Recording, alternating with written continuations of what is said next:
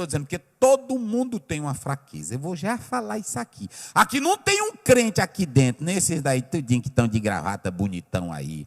Não tem um aqui, até eu, não tem um aqui. E os pastores, tudinho que estão me ouvindo aí no Brasil todo, e vocês tudinho, não tem um aqui que não tem uma fraqueza.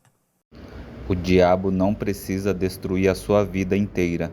Basta encontrar o ponto em que você deixou de vigiar. Assista até o final. Não tem, olha, um homem desse tamanho aí, grandão, tem a fraqueza dele. Não é assim? É todo o povo. Não venha com essa aqui, irmão. O homem não tem. Se vocês pegarem, eu já li os grandes homens de Deus, e eu li as histórias dele e conheci as fraquezas de todos eles. Às vezes não é fraqueza de mulher, mas é fraqueza de orgulho. Às vezes não é fraqueza de orgulho, é fraqueza de egoísmo. Às vezes não é fraqueza de egoísmo, é fraqueza de humilhar os outros, de prepotência. Às vezes não é fraqueza de mulher, mas é fraqueza de poder. Tem uns que são loucos, é por poder. Tudo é uma fraqueza. E o diabo entra onde? É nessa fraqueza. É desse jeito. O diabo, ele sabe o teu pontinho fraco, as tuas coisinhas fracas, ele gosta. Pode observar, se tu é aquele crente que é louco por mulher nua nos vídeos, na internet, na hora que tu abre o celular, o diabo já te bota logo. Aí, eu não queria ver Jesus, né? Assim. Eu não quero colocar coisas mais diante dos meus olhos. Mas é a primeira coisa que o diabo bota. Aí é que tu tem que resistir. Mas todos nós temos uma tentação. Eu me lembro quando eu fiz hipnose, o autor dizia, se você pegar um copo de cachaça, na hora que botar para um alcoólatra, basta colocar o copo e bater assim. Bata no balcão que ele já vê a cachaça. É desse jeito. Ele já vê. E aí qual é o segredo para vencer? Olhar mesmo, olhar e resistir. Porque tem gente que diz, eu vou fugir, eu vou fugir. Quanto mais tu foge, mais você está tendente a esse fracasso. Encare com realidade, pronto, não, Deus está aqui em mim, eu vou vencer em nome do Senhor Jesus. É assim. Então, observem bem que esse é o sentido. E eu coloquei aí para os irmãos analisarem que esse verbo no aspecto metafórico é ser cauteloso, é tomar cuidado. E aí você tem que analisar que a negligência, ouçam bem, a negligência e a indolência faz com que você seja destruído e pego de surpresa. Então, não descanse, vigie 24 horas, peça para Deus, Senhor me ajude, Senhor me orienta, Senhor me guarda, porque senão vai destruir a sua vida. Jesus, no sermão, lá no Monte das Oliveiras, ele falou muito desse verbo, mas ele usou duas vezes. Coloca aí Marcos 13, 35 e o verso 37. Vamos lá, olha aí a palavra de Deus, como é que diz? Vamos lá. Vigiai, pois, porque não sabeis quando virá o Senhor da casa, se é à tarde, se é à meia-noite, se é ao cantar do galo ou se pela manhã. Então, observem bem que Jesus Cristo, ele está aí o 37 agora, vamos lá. E as coisas que vos digo, digo-as a todos, vigiai. Então, pronto, irmãos, Jesus está voltando. Quem crê nessa verdade? Jesus está voltando. Então é hora da igreja vigiar. Vigie tudo, meus irmãos. Há tantos crentes que estão fracos, derrotados na igreja, por falta de vigilância. Muito cuidado, vigie. Então, vocês podem analisar aí que a negligência, a indolência, na verdade, ela vai trazer a derrota. Agora, quando você vigia, olhe bem, quando você vigia, nenhuma calamidade, nem algo destrutivo que venha repentinamente, pega você de surpresa. Porque você diz, não, eu já estava preparado. Esse é o segredo, essa é a importância de você vigiar. Vigie bem as suas amizades, vigie bem, tudo vai vigiando e assim por diante. Mas vamos colocar, volta lá para os apontamentos, Jorge, para me seguir bem direitinho, para os apontamentos, vamos lá. Então, o perigo de você não vigiar, você já sabe, é a necessidade de vigilância, o significado de vigilância, derrotados pela falta de vigilância. Quem é forte aqui? Quem é forte? Eu sou forte. Olha aí. É o senhor? É? É lá, né? Pronto, ele está dizendo, nenhum de nós somos fortes. Se nós fôssemos fortes, Paulo não ia dizer para nós, Efésios 6,10, fortalecei-vos no e na força do seu poder. E Paulo diz em 2 Coríntios 12, quando eu penso que estou fraco, é que eu estou, porque ele diz, a minha graça te basta. Então deixa eu dizer uma coisa para vocês, agora vamos começar aqui, olha para cá. Irmãos, às vezes a derrota vem, não é porque nós somos fracos, é porque nós nos achamos fortes. Nós nos achamos fortes. E aqui que eu quero dizer para vocês, vamos analisar. A cidade, e eu falei no início, em aproximadamente 449, ou melhor, 549 a.C., teve a primeira derrota de Sardes. Sardes ficava em uma colina íngreme, era inexpugnável. Sardes era impenetrável. Se vocês analisarem a história de Sardes, os muros, os portões, tudo era pesado, porque ninguém conseguia entrar, ninguém conseguia penetrar.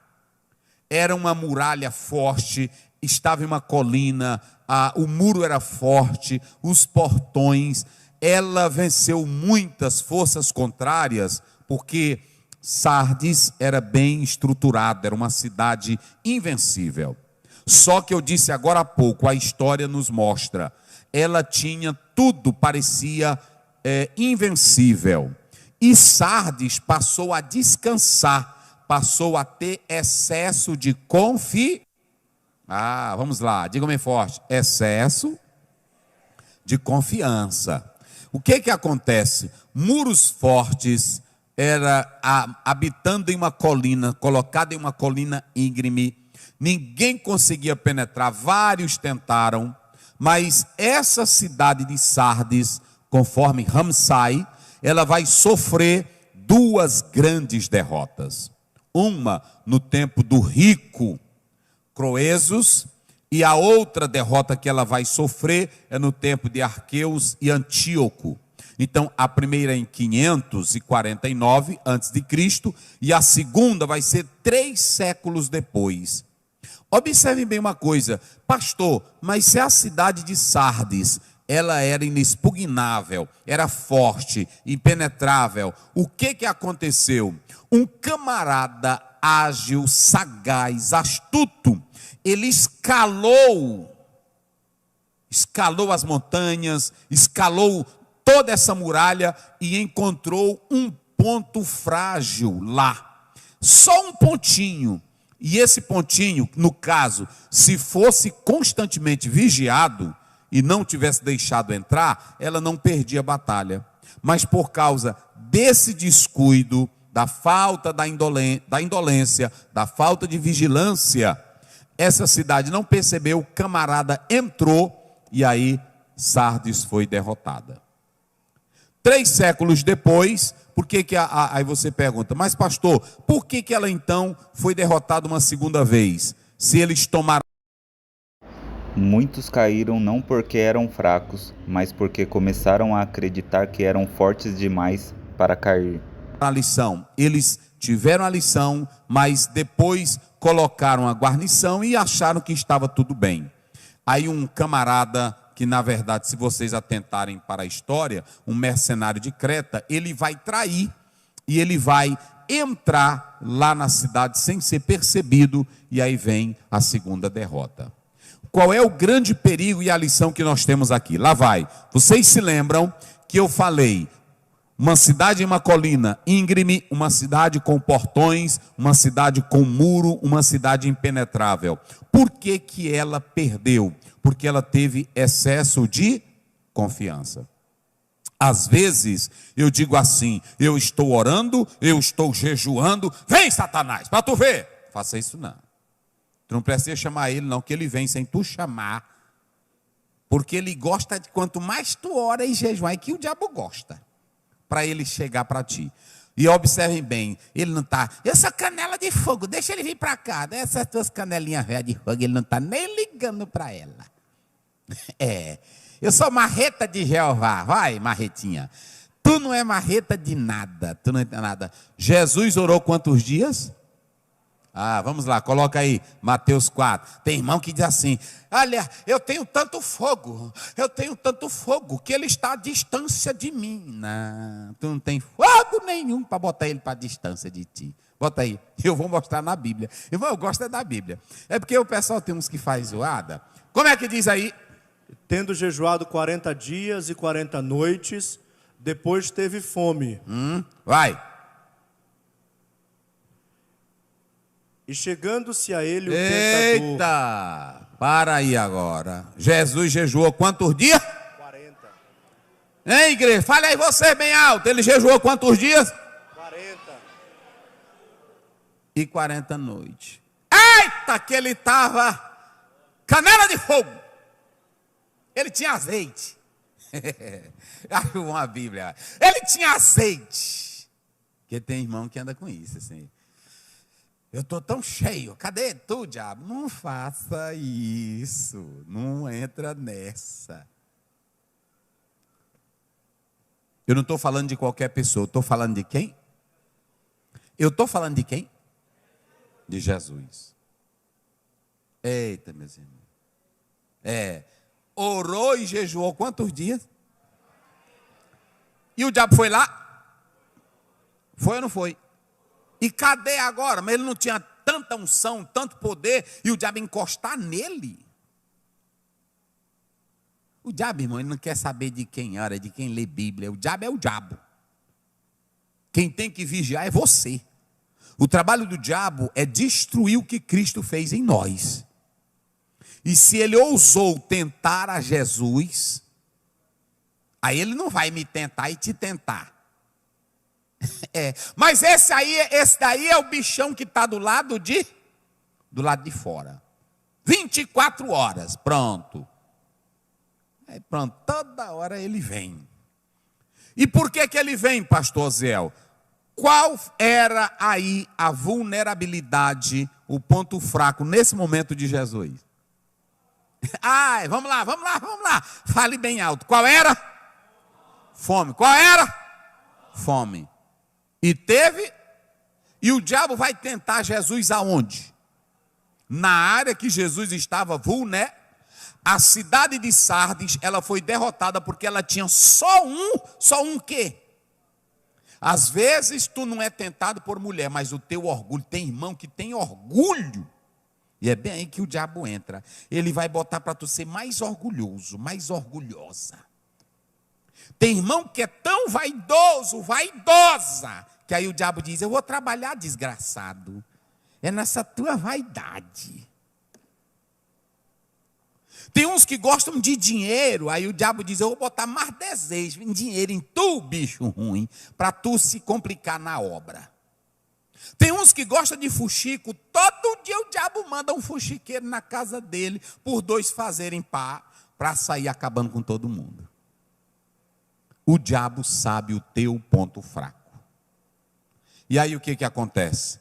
Todos nós temos um ponto fraco. Tiago 1,14, coloca aí. Esse daí é o que está do lado de fora. Mas por que o diabo vem a mim? Por que o diabo vai a tu também? Olha o que Tiago diz, vamos lá. Mas cada um é tentado quando atraído e engodado pela sua própria concupiscência. Porque a natureza pecaminosa, mesmo o espírito entrando em mim, aí você pergunta: pastor, e por que tem uma briga dentro de mim, tem um duelo dentro de mim? Por que eu sou doido por mulher, eu já sendo casado?